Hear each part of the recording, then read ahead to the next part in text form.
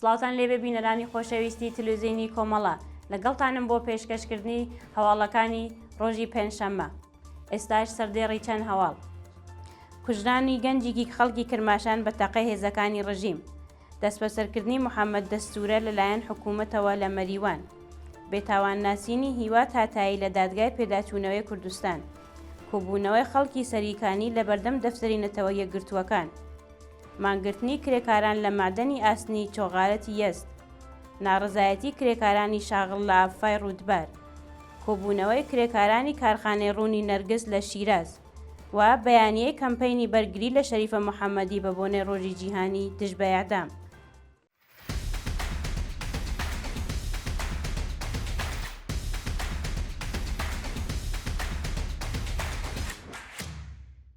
درێژەی هەواڵەکان. کوژرانی گەنجێکی خەڵکی کرماشان بە تەقەی هێزەکانی ڕژیم.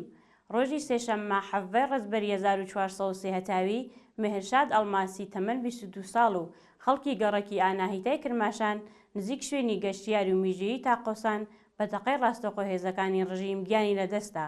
بە وتەی سەرچاوەیەکی ئاگاداری نزیک لە بنەماڵەی مێهرشاد ئەڵماسی ئەم گەنجە بۆ ڕێزکردن لە دەست بەسەرگرتنی ماتۆڕەکەی لە شوێنەکەی هەڵاتووە و لەلایەن هێزە ئینتزامیەکانەوە دراوەتە بەردەستڕێژی گولە و گیانی لەدەستداوە.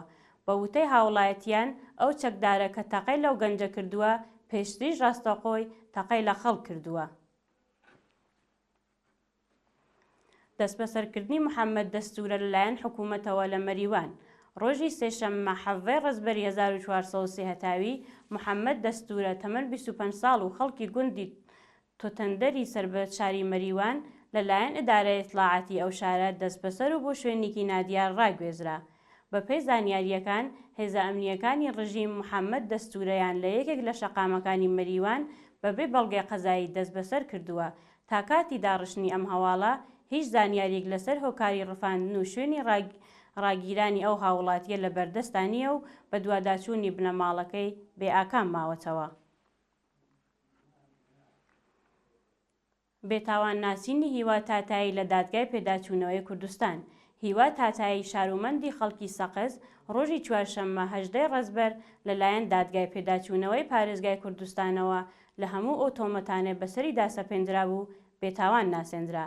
مازیار تاتایی پارێزەری هیوا لە پەیامێک داوتی ناوبراو پێشتر لەلایەن دادگای ئینقلابی سەقزەوە بە تۆمەتی ئیجماع و تەبانی دژ بە ئەمنیەتی وڵات بە 3 ساڵ و نیو زیندان مەحکوم کرابوو.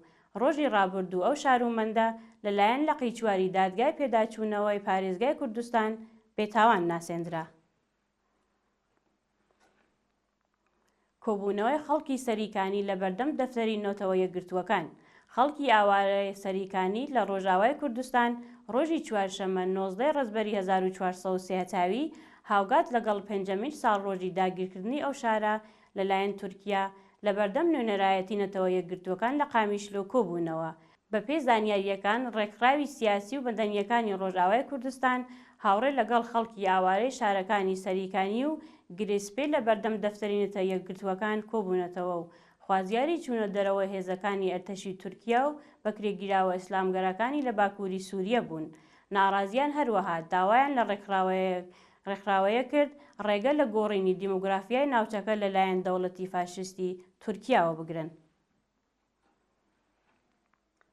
مانگرتنی کرێکاران لە مادەنی ئاسنی جۆغارەتی یەزد.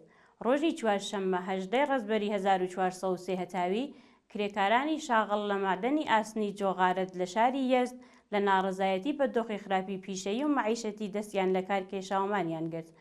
کرێکارانی ناڕازی خوازگاری پێدانی داخوازیە دواخراوەکان، زیادکردنی ئاستی حەقدەست و مەزایە، دابینکردنی بیمەی دەرمانی و ئیمکاناتی ڕفاهی، تەزمینی ئەمنیەتی پیشەیی و چاکسازی لە ژیان و مەعیشەتیان بوون.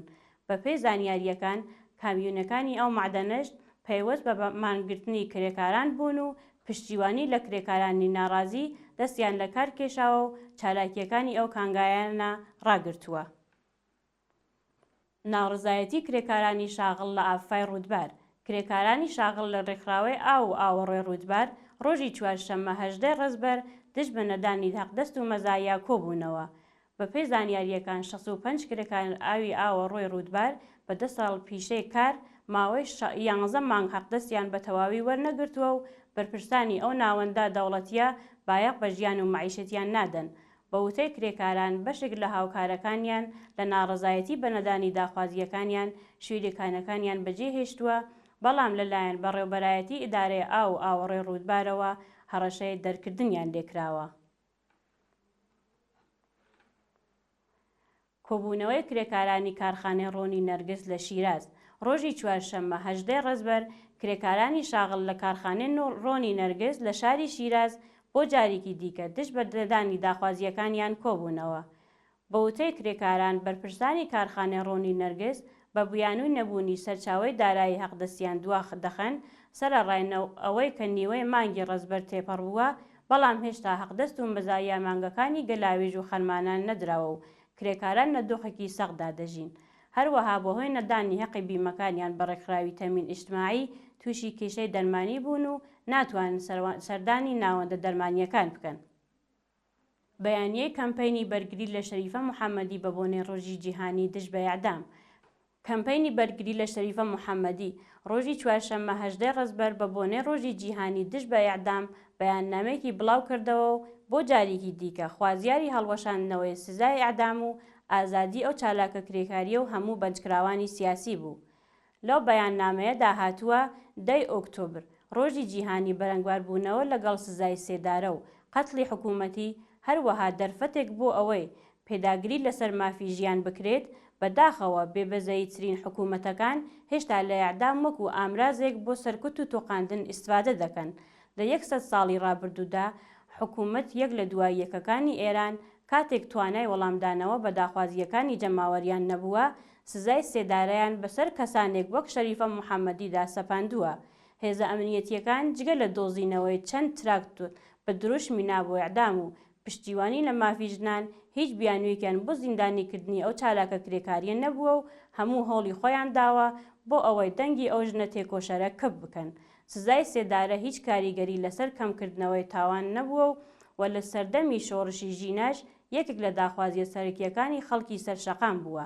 ئێستاش بەندکراوانی سیاسی لە 22 بەندیخانەی ئێران کارزارێکی بۆ هەڵوەشاندنەوەی سزای سێدارە بەڕێوە خستووە و هەموو چوین و توێژەکانی کۆمەڵگا وەکو خاننشینکراوان و کرێکاران پشتیوانی لێ دەکەن. کەمپەینی بەرگری لە شەریفە موحەممەدی خۆی بە ئەندامێکی بزوتنەوەی نابۆ ئیعدام دەزانێت و خوازیاری هەڵوەشاندنەوەی سزای سێدارە و ئازادی هەموو بەنجکراوانی سیاسیە. گیانەدەستان و برینداربوونی 9 کرێکار لە چەند شاری ئێران. ڕۆژی چوارشەممە 18 ڕەزبەر 9 کرێکار لە شارەکانی دلیجان، گۆرگان و کەرگان بەهۆی نەبوونی ئیمەنی شوێنی کار تووشی ڕوودا و هاتن و بەهۆیەوە کرێکاری گیانی لەدەستا و 8 کرێکاری دیکەش بریندار بوون. بەپێی راپۆرتەکان لە دوای ئاگرکەوتنەوە لە کارگایەکی چێوبڕی لە شاری دلیجان 5 کرێکار بەهۆی ئەو ڕووداوە بریندار بوون.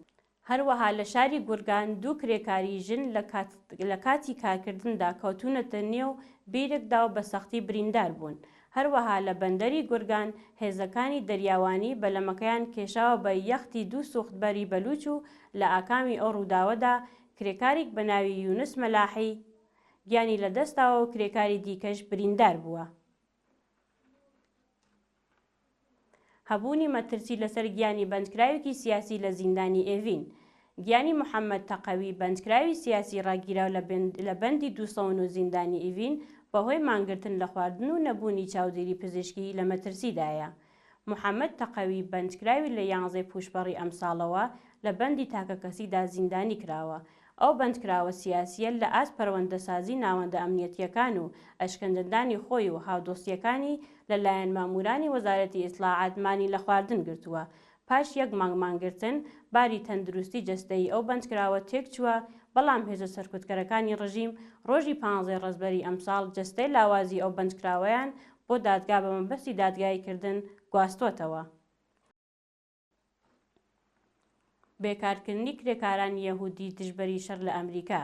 ژمارەیەک لە کرێکاران و کارمەندانی شاغڵ لە ناوەندە سەنعەتیەکانی سەر بە یەهودیەکانی ئەمریکا بەهۆی دژایەتیکردنیان لەگەڵ شەڕ و پشتیوانیکردن لە خەڵکی فەلەستین هاوکات لەگەڵ ساڵڕۆژی هێرشی 7 ئۆکتۆبری حەماس لەسەر کار دەرکراون. بە گوێرەی راپۆرتی ئەلجەزیرە زۆرێک لەو کرێکار و فەرمانبەرانە دەڵێن پاڵپشتیەکان بۆ کۆتایی هێنان بە شەڕی ئیسرائیل لە غەزە و ئاگربەست لە نوبنان لەسەر بنەمای بەها ئینسانیەکان بووە، بەڵام بەهۆی گوشارەکانی حکوومەتی ئەمریکا و بەڕێوەبەرانی هەندێک دامەزراوە و کۆمپانیا کە لەژێر کاریگەری دەوڵەتی ڕاستگەرای ئیسرائیلدان کارەکانیان لەدەستداوە. ئەندامانی کۆمەڵی یەهودیەکانی ئەمریکا بەردەوامن لە ناڕەزایەتی دەربڕین بەرامبەر بە ئۆپەراسیۆنە سەربازیەکانی ئیسرائیل و ڕۆژی ڕابردوو لە نێو کۆنگرەی ئەمریکا کۆبوونەوەیان بەڕێوە بردووە. وایە دوایین هەواڵمان سەبارەتە بە خۆپیشاندانی کادری دەرمان لە ئارژانتین. ڕۆژی چوارشەممە 18 ڕەزبەری 1403 هەتاوی کادری دەرمان و پەرستارەکانی ئارژانتین لە ڕێپێوانێکی گەورەدا ناڕەزایەتی خۆیان لە ئاستۆخی سەختی مەعیشەتی نیشاندا. وڵاتی ئارژانتین بەهۆی سیاسەتەکانی بانکی جیهانی دراو تووشی داڕمان ببوو، بەڵام پاش بەدەسەڵات گەیشتنی خاویەر ملی سەرۆکۆماری ڕاستگەرای ئەو وڵاتە بەدەسەڵات دۆخی ئابووری ئاڵۆزتر بووە و ناوبراو سیاسەتی ڕێزایەتی ئابووری گرتووەتە بەر. بەو بۆنەوە هەزاران کارمەند و کرێکاری بێکارکرا و حەقدەستین ئەوانی دیکەش کەم کراوە. ڕۆژی ڕابردوو هەزاران پەرستار و کادری دەرمان دژ بە سیاسەتەکانی دەوڵەت ڕژانە سەر شەقام و خوازیاری زیادکردنی حەقدەست بە پێی ڕێزەی هەڵاوسان بوون. بینەرانی خۆشەویست، هەواڵەکانتان پێشکەش کرا. کاتوساتێکی خۆش بۆ هەموو لایەکتان.